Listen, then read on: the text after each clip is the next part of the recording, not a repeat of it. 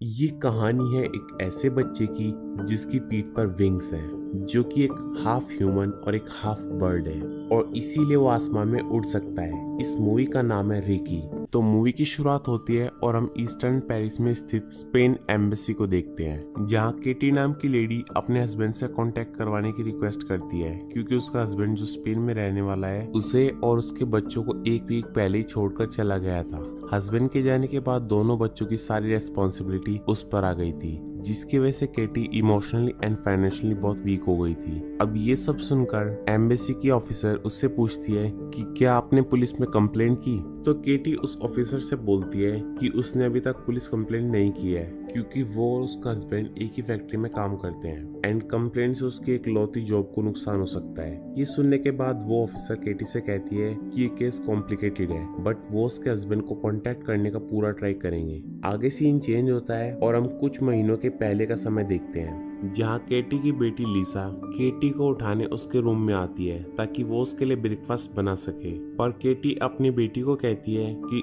आज उसका काम करने का मन नहीं है, तो लिसा अपना भी ब्रेकफास्ट बनाने लग जाती है। पर ये देखकर केटी उठकर उसकी बेटी के लिए ब्रेकफास्ट बना देती है। आगे वो अपनी बेटी को स्कूल छोड़कर आती है, जहाँ वो अपनी बेटी से कहती है कि स्कूल खत्म होने पर वो उसे लेने आएंगी। इसके बाद केटी एक केमिकल फैक्ट्री में काम करने के लिए जाती है, जहाँ काम करते करते उसकी और एक न्यू एम्प्लॉय पैको की नजर आपस में मिलती है। लंच ब्रेक में भी कैटी उसी एम्प्लॉय को देखती रहती है। लंच टाइम से पहले पैको कैटी के पास आता है और एक छोटे इंट्रोडक्शन के बाद ये दोनों फैक्ट्री के टॉयलेट में ही इंटीमेट होते हैं। आकर कैटी वापस काम में लग जाती है, जहाँ कैटी को ओवर टाइम करना पड़ता है, क्योंकि वो लंच टाइम के बाद पैको के पास थी, जिसकी वजह से काफी टाइम चला गया था। जिसकी वजह से केटी लिसा को लेने के लिए भी काफी देर से जाती है। रात को जब केटी अपनी बेटी को सुलाने जाती है तो हम देखते हैं कि लिसा बहुत अकेला महसूस कर रही है, लेकिन दूसरी तरफ केटी अपने आप को प्लेजर देने में बिजी रहती है। अगले दिन भी सेम रूटीन चलता है, जहाँ फैक्ट्री के बाहर पैको केटी से मिलने आता है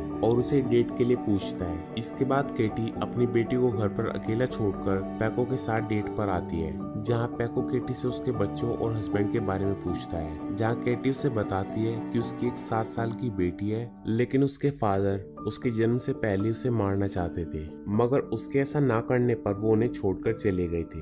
ये सुनकर पैको केटी से कहता है कई साल पहले उसकी भी शादी स्पेन में हुई थी, जो थोड़े ही टाइम में टूट जाती है। आगे ये दोनों कैटी के घर जाते हैं और उसके रूम में इंटीमेट होते हैं, पर इनकी आवाजों की वजह से लिसा की आंख खुल जाती है। अगली सुबह कैटी पैको को लिसा से इंट्रोड्यूस करवाती है, मगर लिसा बिना कुछ बोले अपने कमरे में चली जाती है। फिर कैटी लिसा के पास आती है और उससे कहती है कि इनके साथ हम अपनी फैमिली फिर से शुरू कर सकते हैं। अब आगे हमें पता चलता है कि अब पैको उनके घर में ही रहने लगा है और पैको और कैटी साथ ही फैक्ट्री जाते थे, जिसकी वजह से लिसा को अकेले स्कूल जाना पड़ता था। अब कई महीने बीत जाते हैं और कैटी एक ब्यूटीफुल बेबी को जन्म देती है, जिसका नाम वो रिकी रखते हैं। न्यू बॉर्न बेबी की वजह से कैटी फैक्ट्री से लीव लेकर घर पर ही रिकी के साथ रेस्ट करती थी, पर लिसा और फैक्ट्री के काम की जिम्मेदारी पैको पर आ जाती है। अब थोड़े दिन बीत जाते हैं और इसी बीच केटी ने लॉटरी खेलना भी शुरू कर दिया था, लेकिन वो हर बार इसमें हारती थी। अब एक दिन पैको टायर्ड रहने की वजह से घर लेट आता है, क्योंकि घर पर रिकी के रोने की आवाज से वो सो नहीं पाता था। तो कैटी और पैको फैसला करते हैं कि अब से एक दिन वो फैक्ट्री जाएगा और एक दिन कैटी। और अगले दिन से कैटी फैक्ट्री जाने लगी और पैको रिकी को संभालने लगा। फैक्ट्री से वापस आने पर कैटी रिकी को कपड़े बदलने के लिए ले जाती है, जहाँ वो रिकी की पीठ पर चोट का निशान देखती है। तो कैटी इस बारे में पैको से पूछती है, लेकिन पैको को इस बारे में कुछ भी पता नहीं था। अब कुछ दिनों बाद शाम के समय रिकी बहुत ज्यादा रोया करता था, तो कैटी उसे चेक करती है और वो उसकी पीठ पर निशान और भी गहरे देखती है। ये देखकर कैटी को लगता है कि उसके फैक्ट्री जाने के बाद पैको रिकी को मारता है। फिर कैटी पैको से इस बारे में बात करती है, जहाँ रिकी को मारने के इल्जाम की वजह से पैको घर छोड़कर चला जाता है। अब कुछ समय बीत जाता है और अब कैटी रोज फैक्ट्री जाती है और लिसा घर पर रहकर रिकी का ख्याल रखती थी, जहाँ एक दिन रिकी अपने बेड से निकलकर एल्मीरा पर चला जाता है, तो केटी उसे एल्मीरा से नीचे उतारती है, लेकिन उतारते समय वो नीचे गिर जाता है, जहाँ केटी और लिसा उसकी पीठ पर कुछ टेंटिकल्स जैसे देखते हैं। ये देखकर केटी समझ चुकी थी कि रिकी एक डिफरेंट चाइल्ड है और ये टेंटिकल्स नहीं उसके विंग्स हैं। इसके बाद कैटी रिकी को बेड पर कवर कर देती है ताकि वो इससे बाहर न निकल सके और लिसा को ये बात किसी और को बताने से मना करती है। रात को लिसा पैको को कॉल करने का सोचती है लेकिन नहीं कर पाती। अब एक हफ्ते बाद रिकी के विंग्स और लंबे हो जाते हैं जो अब उसकी शर्ट में भी फंस रहे थे। तो कैटी रिकी के शर्ट के कॉर्नर्स कट कर देती है ताकि वो कंफर्टेबली उड़ सके। धीरे धीरे रिकी के विंग्स थोड़े और डेवलप हो जाते हैं। इसी बीच पैको लिसा से मिलने उसके स्कूल जाता है लेकिन लिसा उसे इग्नोर कर देती है। एक दिन कैटी मार्केट जाती है और वहाँ से एक बुक लाती है जो कि बर्ड्स के ऊपर थी ताकि वो रिकी के बारे में समझ सके। साथ ही वो रिकी के लिए हेलमेट भी लाती है जिससे वो सेफ रहे। रात होने पर हम देखते हैं कि कैटी 2000 यूरो की लॉटरी जीत गई थी। अगले दिन कैटी और लिसा रिकी के साथ सुपरमार्केट जाती है ताकि वो विनिंग अमाउंट की शॉपिंग कर सके।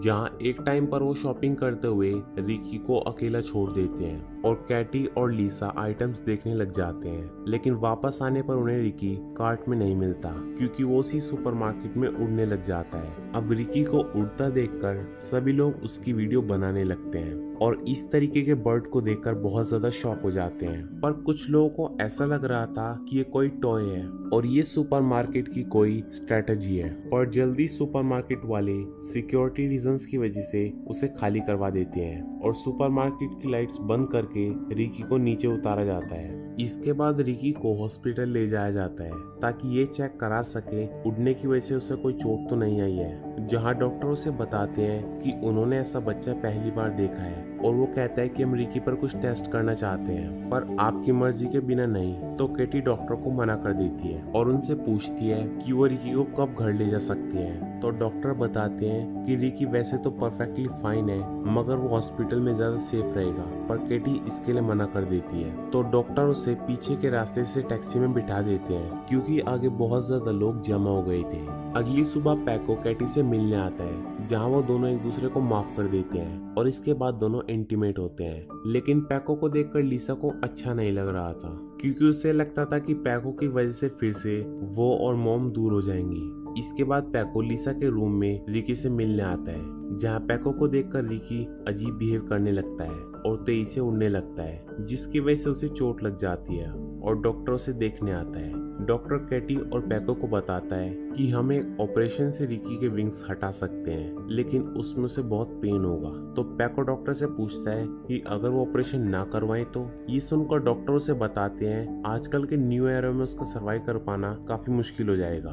जिसके बाद रात को लिसा खुद रिकी के विंग्स काटने की कोशिश करती है पर पैको के वहां जाने पर वो चुप हो जाती है। इसके बाद हम देखते हैं कि पैको कैटी से कहता है कि हम रिकी की वीडियो के बदले मीडिया वालों से काफी पैसे मांग सकते हैं, जिस पर कैटी पहले तो मना कर देती है लेकिन अपनी फाइनेंशियल कंडीशन को देखकर वो भी मान जाती है। अगली सुबह सभी मीडिया वालों के सामने कैटी और पैको रिकी के पैर पर लगी रस्सी बांधकर उसे उड़ने देते हैं ताकि वो लोग वीडियो रिकॉर्ड कर सकें। लेकिन रिकी को उड़ता देख कैटी उससे सम्मोहित हो जाती है और गलती से रस्सी उससे छूट जाती है जिसकी वजह से रिकी लेक के ऊपर से उड़ जाता है और जंगलों में चला जाता है। ये देखकर सारे मीडिया वाले वहां से चले जाते हैं। इसके बाद थोड़े दिन बीत जाते हैं लेकिन रिकी का कुछ पता नहीं चलता मगर कहीं ना कहीं कैटी को ऐसा लगता था कि रिकी वापस आ जाएगा। पर पैको को लगता था कि शायद अब वो मर चुका होगा क्योंकि एक बच्चे का बिना खाने पीने के सर्वाइव कर पाना बहुत मुश्किल है। अब एक दिन कैटी उसी लेक साइड वाली जगह जाती है और सुसाइड करने के लिए लेक के अंदर चली जाती है लेकिन उसी समय रिकी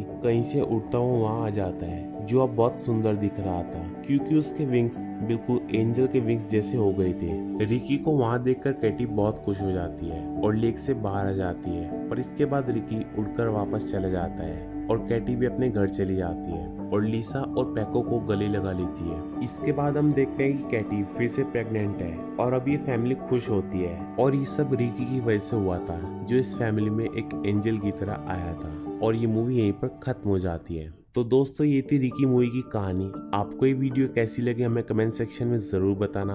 और दोस्तों अगर वीडियो अच्छी लगी हो तो इसे लाइक करें, चैनल को सब्सक्राइब करें और बेल आइकन दबाना मत भूलें। थैंक्स।